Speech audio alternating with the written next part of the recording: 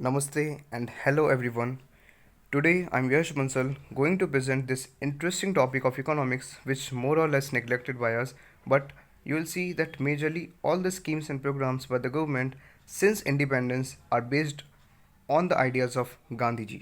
Mainly आपने देखा होगा कि इन्होंने इंडिपेंडेंस मूवमेंट में या फ्रीडम स्ट्रगल में काफ़ी ज़्यादा पार्टिसिपेट किया है. हम इनके बारे में पॉलिटी में हिस्ट्री में पढ़ते हैं, कॉन्स्टिट्यूशन में पढ़ते हैं, बट गांधी जी ने इकोनॉमी में एनवायरनमेंट में क्या कहा था.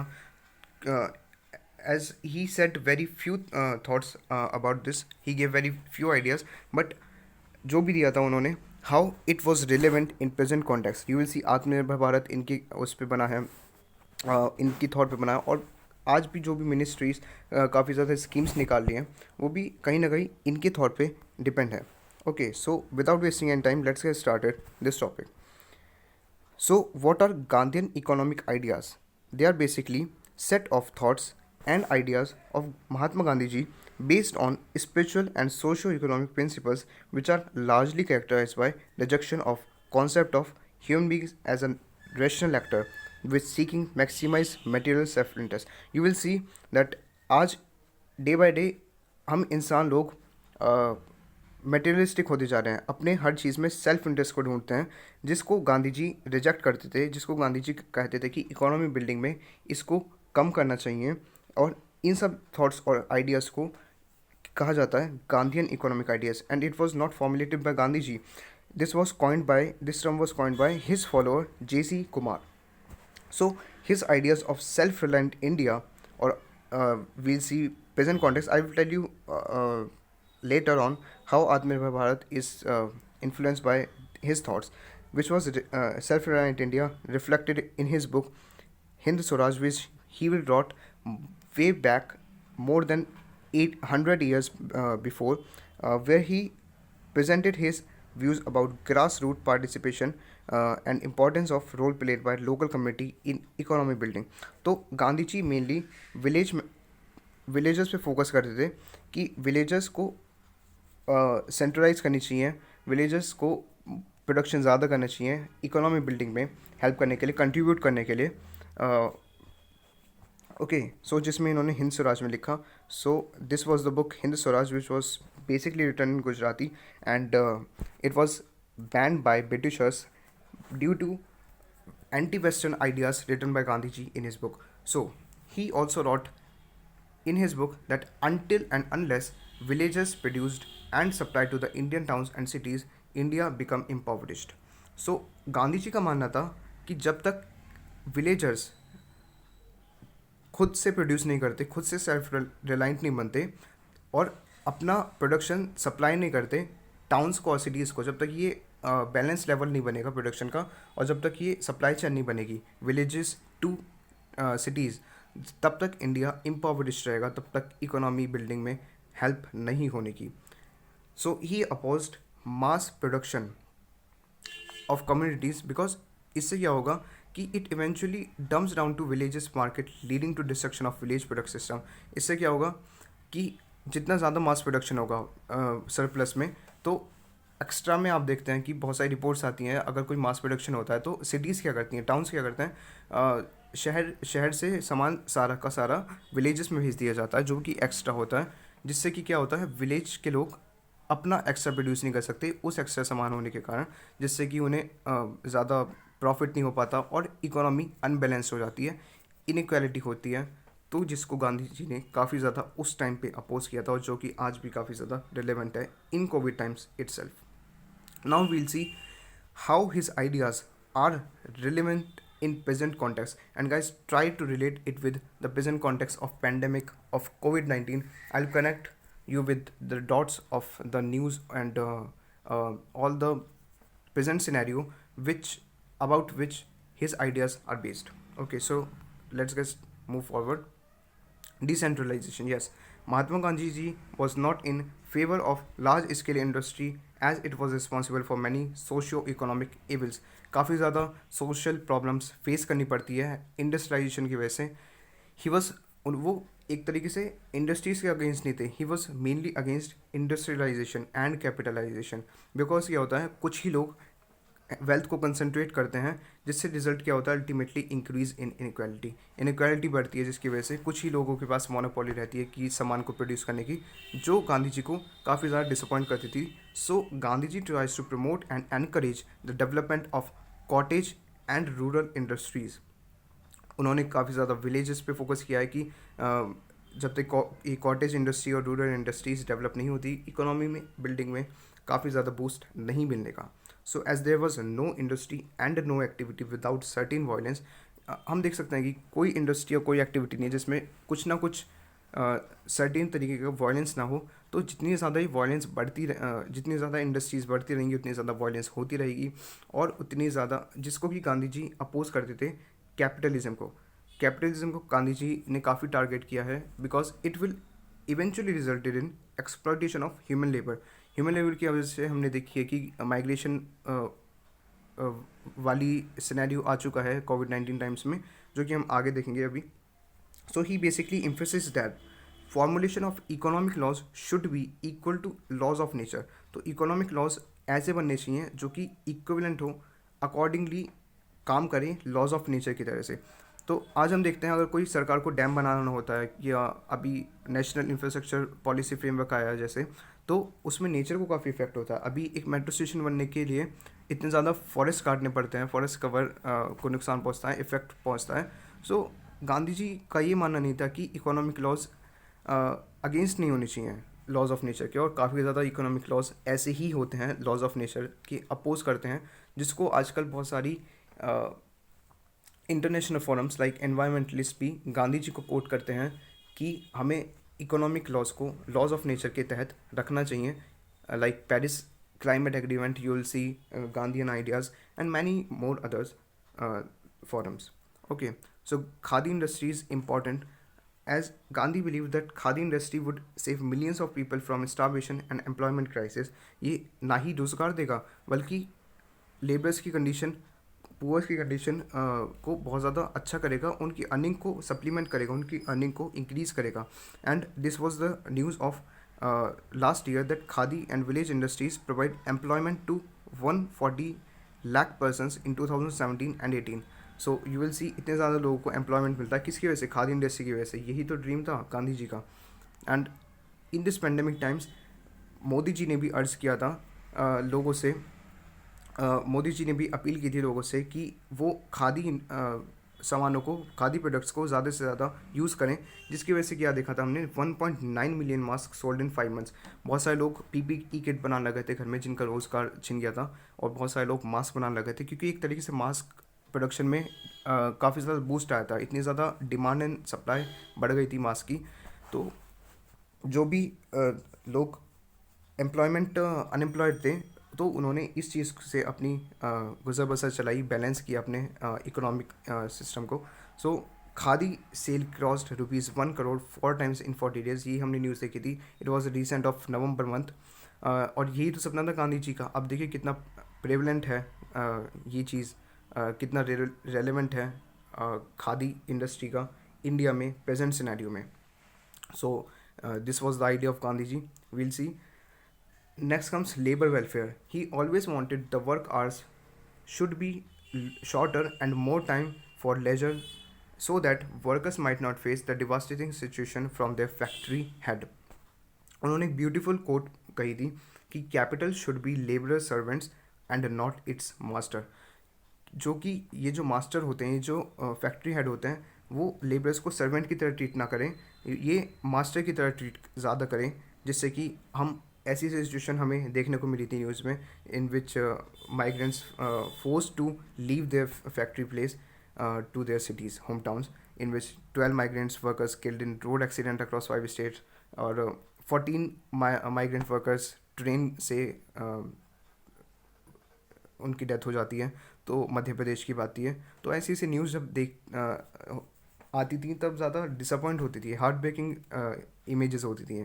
सो ऐसा नहीं है कि माइग्रेंट्स के लिए कोई लॉ नहीं है। There was a law which protected migrants under migrant workers protection law of 1979, but COVID के टाइम्स में सरकार ने या किसी लोगों ने ध्यान नहीं दिया इस लॉ पे, जिसकी वजह से इनको, इसमें क्या था, कॉन्ट्रैक्टर्स कैसे टैकल करेगा, कितना वेज देगा, कितना मिनिमम वेज देगा माइग्रेंट्स को जो कि एक सिटी से दूसरी सिटी आ रहे हैं, अ, वो कितना ज़्यादा बोनस देगा, कितना ज़्यादा हॉलीडेज़ प्रोवाइड करेगा, वो इनक्वालिटी तो नहीं कर रहा इनके साथ, या कुछ गलत तो नहीं कर रहा। सो ये सब चीज़ें थी, बट ये सिचुएशन फिर भी हमें देखने को मिली। कुछ लोग जैसे सोनू सूद, इन्होंने काफ़ी ज़्यादा हेल्प करी, रोज़गार सेतु ऐप बनाई, तो इस चीज़ की वजह से कुछ हुआ, बट जो हुआ सो हुआ। अब according to him, workers should get less work. उन्होंने हर जगह ये बात कही थी कि लेस वर्क करने को मिलना चाहिए और वेजेस ज़्यादा मिलने चाहिए, so that four things should be guaranteed to the labourers. First of all, clean house, clean body, clean mind and clean soul. So ये चारों चीज़ रहेंगी। और हम देखते हैं बहुत सारी कंट्रीज़ में, like Finland and New Zealand, only 4 days work करने को मिलता है लोगों को गवर्नमेंट के द्वारा, और 3 डेज हॉलीडेज़ होता है जिसमें कि लोग अपना लेजर टाइम बिता सकते हैं अपनी फैमिली के साथ, जिससे कि क्या होता है, स्ट्रेस लेवल अल्टीमेटली कम होता है और वो इन 4 दिन में काफ़ी ज़्यादा मोर फोकसली वर्क करते हैं। तो इंडिया में भी कुछ ऐसी पॉलिसीज़ आनी चाहिए, बट लेट्स सी। अब now I'll tell you about the wages. Uh, what are the laws regarding wages in India? So, Labor Ministry in this year only, in February month, recommended that a need-based national minimum wage for India ought to be fixed at rupees 375 per day per consumption. So, इतना veg तो minimum मिलना ही चाहिए लोगों को, labourers को। Last year also parliament ने एक code on wages bill 2019 करके एक बिल पास किया था। अभी तक तो ये बना नहीं है, अभी भी ये पार्लियामेंट में है, which fixed minimum wages at 178 rupees per day. तो इससे तो ये हाफ है, बट लेट्स सी कि ये पास होता है कि नहीं, क्योंकि पहले इतना भी मिनिमम वेज मिल जाए वो भी बहुत बड़ी बात होती थी। सो सेवन्थ पे कमीशन के अकॉर्डिंग तो it was 700 per day, which was a quite good and high amount, जो कि अगर मिनिमम वेजेस को मिले तो काफ़ी ज़्यादा कंडीशन सुधरें। So minimum wages are accepted globally to be vital means to eradicate poverty and ultimate enhancing economy. आपने सुना होगा कि एक इंटरनेशनल ऑर्गेनाइजेशन है, UN specialised agency, that is International Labour Organization, which was formed by League of Nation in 1919।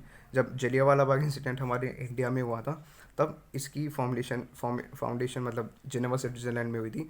और आप देख सकते हैं कि 1909 में गांधी जी ने even 10 years before in serious issues को उठाया था, लाइक वेजेस, लेबर्स को वेजेस मिलना चाहिए, जेंडर गैप कम होना चाहिए, इनक्वालिटीज़ जो होती हैं वो कम होनी चाहिए, जो मैन और वुमेन के बीच जो इनक्वालिटीज़ है उसको ब्रिज करना ज़रूरी है। So this was the report published last year, named Global Wage Report by International Labour Organization, in which fortunately India records highest average real wage growth of the score 5.5 in South Asia. We'll see South Asian countries here during 10 years time of 2008 to 17, in which India you can see on top with 5.5 score. Then comes Nepal, Sri Lanka, Bangladesh, so on. Pakistan with 1.8 and Iran with 0.4. This is because of US sanction. US sanction की वजह से वहाँ पे लोगों को काफ़ी effect हुआ है, जो कि ऑयल रिच कंट्री है वैसे तो ईरान, बट US sanction की वजह से वहाँ पे पॉवर्टी बहुत ज़्यादा आई है लोगों में, वेजेस इनक्वालिटी बढ़ी हैं, वेजेस कम हुए हैं। तो this was all the issue. So now will see economy. Gandhi जी का मानना था कि इकोनॉमी में वांट्स और डिज़ायर्स नहीं होने चाहिए, जो कि आज डे बाय डे लोगों के डिज़ायर्स बढ़ते जा रहे हैं, लोग मटेरियलिस्टिक होते जा रहे हैं। So he believes that happiness lies in the curtailment of wants and not in its multiplication. आज हम देखते हैं कि आज हम पे साइकिल आ गई तो कल हम बाइक चाहिए, बाइक आ गई तो कार चाहिए, कार आ गई तो हेलीपैड चाहिए। तो मतलब ऐसे ही चलता रहता है। इंसान एक चीज़ में सेटिस्फाई नहीं करता, उसे हर चीज़ चाहिए। तो वो क्या कर रहा है, मल्टीप्लिकेट कर रहा है अपनी वांट्स को, अपने डिज़ायर्स को। जब वो सेटिस्फाई हो जाएगा उस चीज़ से, तो हैप्पीनेस अल्टीमेटली इंक्रीज़ होगी, जिससे कि आपने देखा होगा कि हैप्पीनेस इंडेक्स भी रिलीज़ किया जाता है इंटरनेशनली, तो उसमें भी इंडिया परफॉर्म्स वेरी वर्स। सो गांधी जी का मानना था, so it will more or less affect economy also. So he disappointed to see this, that people become materialistic and increase in their wants day by day. Day by day जैसे हमारे ये चीज़ increase हो रही है, तो हमें इसको कम करना चाहिए। And he emphasized and tried a lot to curtail this loophole.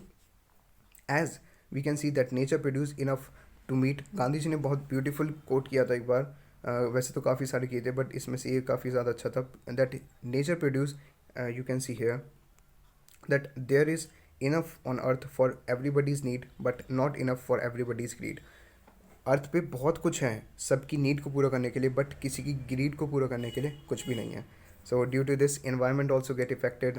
जितना लोगों की डिमांड, वांट्स एंड डिज़ायर्स बढ़ते जा रहे हैं, and many nations and international forums like environmentalist also frame his thoughts और curtailing, as I tell you that Paris climate agreement में इनका जिक्र होता है गांधी जी का, कि कैसे एनवायरनमेंट को सेव किया जाए कर्टेल करके वांट्स को. सो his thoughts are worldwide famous.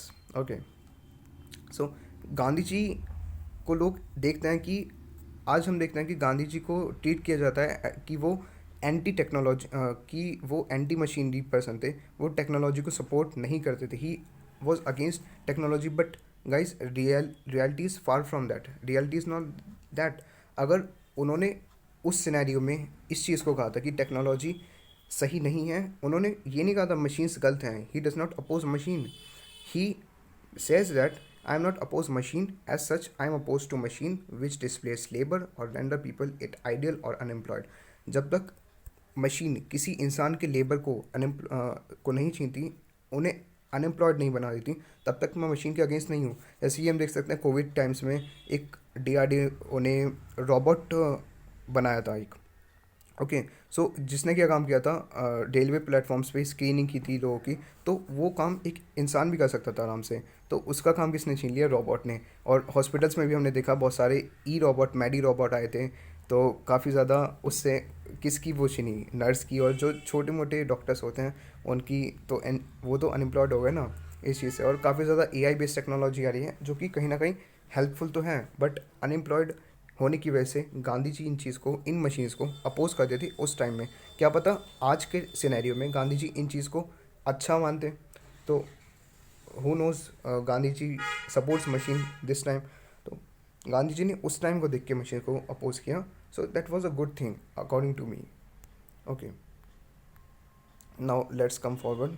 So in this time we'll see that we have no other option than online education. Digital education के अलावा कोई ऑप्शन नहीं है. But what about those who can't afford a phone even.